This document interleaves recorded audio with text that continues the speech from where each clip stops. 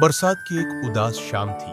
बगगंज गांव की भोलू की चाय की दुकान पर बैठे थे रामलाल और माधव। आमतौर पर जहां हंसी मजाक और चाय के दौर चलते थे, आज वहां सन्नाटा पसरा हुआ था।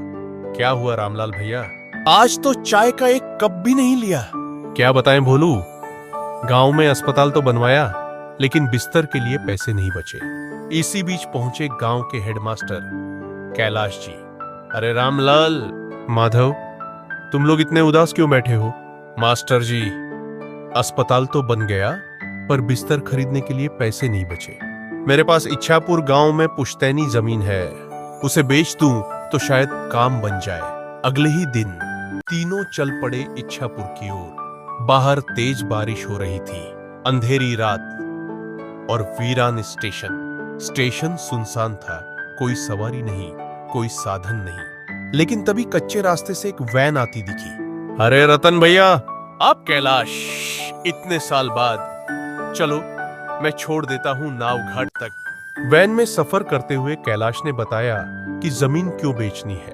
रतन मुस्कुराया और कहा, तुम सच्चे इंसान हो कैलाश, गांव को तुम पर गर्व है। नदी किनारे पहुंचे, लेकिन वहां कोई माझी नहीं था। नावें थीं, मगर कोई चलाने वाला नहीं। बारिश फिर से आने वाली थी। अगर बुरा ना मानो तो चलो मेरे घर, आज की रात वही काट लो। रतन का घर एकदम वीरान, बदबूदार और अजीब, जैसे बरसों से बंद पड़ा हो। यह घर बहुत अजीब है मास्टर जी, मैं बाहर ही सो जाऊंगा, आप लोग आराम करो।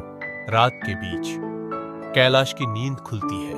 बाहर से आवाज आ रही थी, जैसे कोई मिट्टी खोद रहा हो। रामलाल, माधव, उठो, रतन कुछ कर रहा है। वे तीनों घर के पीछे पेड़ के पास पहुंचे। मिट्टी हटाई तो एक कलश निकला, भरा हुआ था पैसों से। इतने पैसे, पर ये किसके हैं? नहीं, ये हमारे नहीं, जैसे हैं वैसे ही छोड़ दो। तभी पेड़ के ऊपर दिखा रतन का चेहरा, लंबा, डरावना, लेकिन मुस्कुराता हुआ। डरो मत कैलाश, मैं रतन हूं। 1 साल पहले मर चुका हूं। मेरे इन पैसों ने मुझे बांध रखा था। आज तुम्हारी सच्चाई ने मुझे मुक्ति दी है। अब ये पैसे ले जाओ और अस्पताल के लिए इस्तेमाल करो। रतन की आत्मा गायब हो गई। तीनों वहीं खड़े रह गए। उनके हाथ में था गांव की उम्मीद। अब जमीन बेचने की जरूरत नहीं। रतन भैया ने गांव की मदद कर दी, आखिरी बार। उस बरसात की रात वो तीनों न सिर्फ एक यात्रा से लौटे, बल्कि एक आत्मा को मुक्ति दिलाकर अपने गांव को नई जिंदगी दे आए।